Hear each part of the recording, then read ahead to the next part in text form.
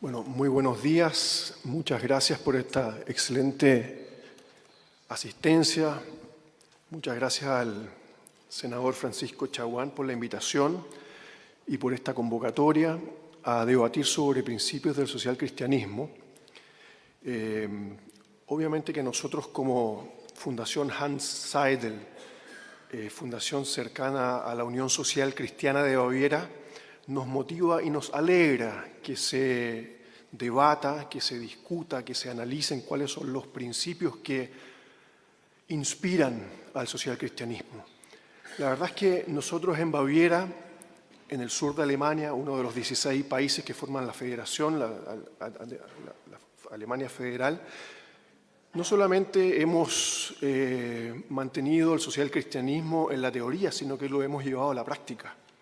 Durante 70 años nuestro partido ha gobernado Baviera y ha transformado Baviera en una de las zonas más prósperas, no solamente de Alemania, sino que también de Europa y por cierto entonces también del mundo. Y hemos logrado esto conciliando el desarrollo económico con la justicia social y, muy importante también, con el respeto del patrimonio ambiental y también cultural. Yo creo que eso es muy importante y dado que el panel que nos convoca es esta idea de desarrollo integral y paz social, me quiero referir desde la visión, ¿no es cierto?, alemana, desde la visión de nuestra fundación y de nuestro partido, a tres aspectos que me parecen medulares, piedras angulares del socialcristianismo. En primer lugar, me voy a referir a la visión de bien común, luego la subsidiariedad, para terminar con algunas ideas del sistema o modelo económico. En primer lugar, cuando se habla del bien común, normalmente hay coincidencias en las distintas líneas políticas, distintas corrientes políticas, en que el bien común es el fin del Estado. Sin embargo, cuando se plantea quién representa el bien común, cómo se construye el bien común, la verdad es que las corrientes, ¿no es cierto?, se separan, se alejan de forma esencial.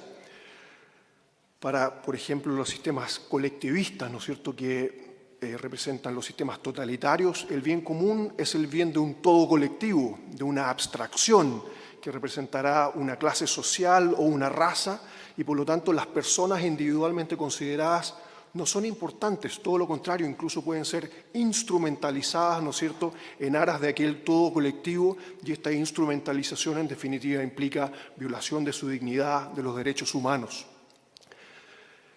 Tampoco entendemos el bien común como lo entiende el liberalismo. Para el liberalismo el bien común es el bien de una mayoría que se alcanza, ¿no es cierto?, a través de una suma de bienes individuales. El ejercicio de la libertad es esencial en el seno de la sociedad. Cada uno, ¿no es cierto?, busca en forma individual su bien personal y luego sumamos simplemente bienes individuales y alcanzamos una mayoría. Nos alejamos también de esa visión. Para el socialcristianismo, el bien común es un adecuado modo de relación que permita a todos y a cada uno de los miembros de la sociedad alcanzar su bien individual en la mayor medida de lo posible. Y aquí yo creo que, desglosando este concepto, hay dos elementos que parecen muy importantes. El primero de ellos es este adecuado modo de relación. ¿Qué implica? ¿Cuál es el alcance de este adecuado modo de relación? Entendemos el bien común como una incorporación, como una integración de los bienes individuales en el orden social. Tratamos de conciliar el bien individual con el bien comunitario o con los intereses, ¿no es cierto?, colectivos, y para esa conciliación un elemento trascendental o un elemento esencial es la solidaridad que se debe practicar en el seno de la sociedad.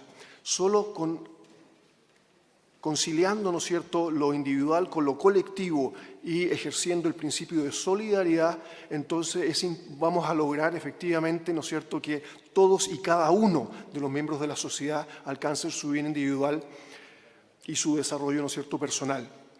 Y la segunda parte es de todos y cada uno. Esto es muy importante porque vemos una dimensión dual en la idea de bien común. Es verdad que el bien común es un bien, ¿no es cierto?, que se alcanza en comunidad, pero el bien común es un bien esencialmente humano.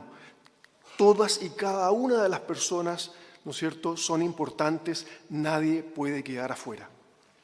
La segunda idea que quiero desarrollar es la idea de subsidiariedad. Fíjense que siempre me ha llamado la atención que se pretenda asociar la idea del principio de subsidiariedad con neoliberalismo.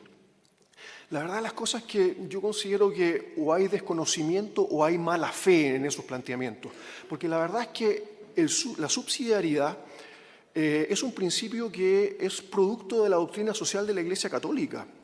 La Iglesia Católica ha sido el principal, no el único, pero el principal impulsor de este principio. Hay que recordar que en la primera encíclica social, 1891, el Papa León III, en Rerum Novarum, sin hablar de subsidiariedad, sin ocupar el concepto, el nombre, adelanta su contenido. Y 40 años más tarde, Pío XI, en 40º año, acuña la idea de subsidiariedad. Él instala el principio o el concepto, ¿no es cierto?, que es lo que también ocupamos y desarrollamos hoy día. ¿Y cuál es la lógica de la subsidiariedad? La verdad es que la subsidiariedad es una intervención complementaria, auxiliar de estructuras complejas en beneficio de estructuras más sencillas, ¿no es cierto?, y por cierto de la familia, de los grupos intermedios y también de las personas individualmente consideradas. La subsidiariedad, la verdad, es que es una manifestación de nuestra naturaleza, de la naturaleza humana, de nuestra naturaleza gregaria, social, política, inteligente, porque nosotros como seres humanos, cada vez que queremos alcanzar un objetivo, generamos una estructura que nos permita alcanzar ese objetivo. Por ejemplo, la familia educa a los niños. Y cada vez entonces que nos planteamos objetivos más complejos, más elevados, para los cuales la estructura anterior no es suficiente, generamos entonces estructuras más complejas que nos permitan complementar, auxiliar entonces a las estructuras anteriores, pero no reemplazarlas.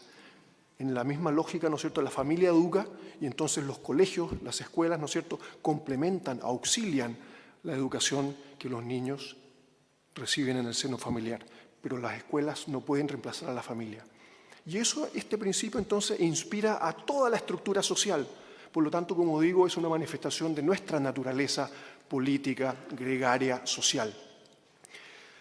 Con respecto al Estado, la verdad que la subsidiariedad alcanza especial relevancia. ¿Y por qué? Porque el Estado concentra un enorme poder. Y por eso entonces que es importante que el Estado sea especialmente respetuoso del principio de subsidiariedad. Ortega y Gasset, este filósofo español del siglo XX, en su obra más conocida, La rebelión de las masas, hacía la siguiente comparación. Él decía, el esqueleto es al cuerpo humano como el Estado es a la sociedad. Y señalaba que cuando el Estado no es respetuoso del principio de subsidiariedad, el esqueleto que está para dar sostén, ¿no es cierto?, al cuerpo, dar sostén a la carne, termina carcomiendo la carne. Y eso es lo que pasa cuando el Estado no es respetuoso del principio de subsidiariedad, termina consumiendo el oxígeno y por lo tanto, ¿no es cierto?, ahogando a la sociedad. Se pierde la libertad, se pierde el emprendimiento, ¿no es cierto? ¿Y qué es lo que implica en definitiva principio de subsidiariedad o respeto del principio de subsidiariedad? Quiero partir diciendo qué no implica o cómo nosotros entendemos que no es en Alemania el principio de subsidiariedad. ¿Qué no implica? El principio de subsidiariedad no implica que el Estado tenga que abstenerse de realizar ciertas actividades. No tiene un alcance de abstención y que el Estado solamente, ¿no es cierto?, se aboque a las funciones connaturales, es decir, aquellas que por su naturaleza solo pueden ser realizadas por el Estado. No tiene un alcance de abstención. Tampoco, por el otro lado, la subsidiariedad hay que entenderla como un deber de intervenir del Estado. El Estado, ¿no es cierto?, un Estado interventor que asuma, ¿no es cierto?, responsabilidades en todos los ámbitos o en todas las áreas. Nosotros entendemos la subsidiariedad de acuerdo a un modo ecléctico, mixto, que implica que el Estado actúe cuando sea necesario. Sin ideologías, ¿no es cierto?, sin problemas, que actúe cuando sea necesario, de acuerdo a circunstancias que lo ameriten, y esas circunstancias serán, ¿no es cierto?, porque los privados no lo pueden hacer, no lo quieren hacer o no lo hacen bien. De acuerdo a ese principio, ¿no es cierto?, el Estado actuará inspirado siempre por este principio de necesidad. Me parece importante entender que la subsidiariedad es el producto de una doctrina, y la doctrina se relaciona con lo flexible, a diferencia de la ideología, ¿no es cierto?, que es una visión totalizante de la realidad, y por lo tanto siempre entendemos que la doctrina tiende a ser inflexible. Y cuando hablamos de que la subsidiariedad es un principio que deriva de una doctrina, entonces entendemos que es un principio, ¿no es cierto?, que nos sirve de orientación, pero que las soluciones concretas entonces dependerán, ¿no es cierto?, de las circunstancias de cada país, de cada sociedad y también, ¿no es cierto?, de cada momento histórico. Por ejemplo, en Chile, con respecto al tema, al gran debate de la educación, la verdad es que la subsidiariedad no prohíbe que existan colegios particulares subvencionados o que eventualmente, ¿no es cierto?, los colegios públicos sean administrados desde entes municipales o desde otras instancias. La verdad es que la subsidiariedad es compatible con todas esas soluciones en la medida que sea necesario, ¿no es cierto?, que el Estado actúe y en definitiva se alcancen las mejores soluciones. Digo esto porque la verdad es que lo único que no es compatible con la subsidiariedad es una visión donde se dice que el Estado solamente puede asumir y los privados tengan la prohibición. Porque la verdad es que en esos casos, ¿no es cierto?, lo que estamos es frente a estados totalitarios. Cuando el Estado, ¿no es cierto?, es totalizante, el Estado es el único que tiene derecho, por ejemplo, a educar, y los privados, ¿no es cierto?, tienen vedada la acción en esos ámbitos, entonces estamos ya, eso sí es incompatible con la subsidiariedad, pero ahí entonces estamos, ¿no es cierto?, frente a estados totalizantes, estados totalitarios, y por eso entonces cierro esta idea. La verdad es que la subsidiariedad entonces es un barómetro de la democracia y la libertad en una sociedad. Eso me parece importante. Y por último, la verdad es que no hay problemas en decir el Estado siempre tiene que cumplir ciertos roles de fiscalizar, de preocuparse, ¿no es cierto?, que efectivamente los actores sociales, privados que actúan, cumplan con su parte de aportar al bien común, y el Estado fiscalizará y regulará. Si no hay que tener ningún problema con la palabra regulación, porque en el fondo regular, y esto lo entendemos así en Alemania, regular implica establecer un marco jurídico que permita un ejercicio ordenado. Nos gusta mucho el orden en Alemania. Un ejercicio ordenado de un derecho o una libertad. No tenemos problemas, ¿no es cierto?, con la palabra regulación. El Estado estará presente, ¿no es cierto?, regulando para alcanzar, en definitiva, el bien común. Y la tercera idea, espero no estar pasado ya con el tiempo, pero muy brevemente, sí, el socialcristianismo cree y defiende la economía social de mercado. Nuevamente, sin ningún problema decimos, sí, creemos en la economía social de mercado. La hemos practicado durante 70 años con gran éxito en Baviera. Pero fíjense que nosotros consideramos que el concepto de Estado social, y esto es muy importante recalcarlo, el concepto de Estado social o Estado social de derecho es un elemento constitutivo de la economía social de mercado.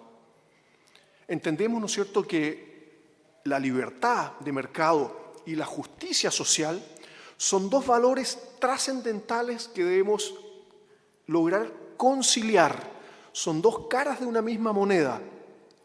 Y quiero hacer el contraste entre el concepto de Estado social con el de Estado de bienestar, porque nosotros no creemos en el Estado de bienestar, creemos en el Estado social. En esta idea, ¿no es cierto?, de conciliar la libertad con la justicia social, derivamos entonces que de la libertad es importante la autorresponsabilidad. Y de la justicia social derivamos la solidaridad. Y necesitamos que ambos elementos estén presentes en equilibrio. Y ese es exactamente el problema del estado de bienestar, porque el estado de bienestar se olvida de la autorresponsabilidad y se extralimita en la solidaridad. Y eso no es socialcristianismo. Nosotros creemos en la libertad, pero también en la autorresponsabilidad, y creemos, por cierto, también en la justicia social y en la solidaridad como elementos trascendentales para lograr este objetivo que define el título de este panel, Desarrollo Integral y Paz Social. Quiero quedar hasta aquí con estas ideas porque estoy seguro que mis compañeros de panel van a poder complementar y agregar muchísimas cosas más. Muchísimas gracias.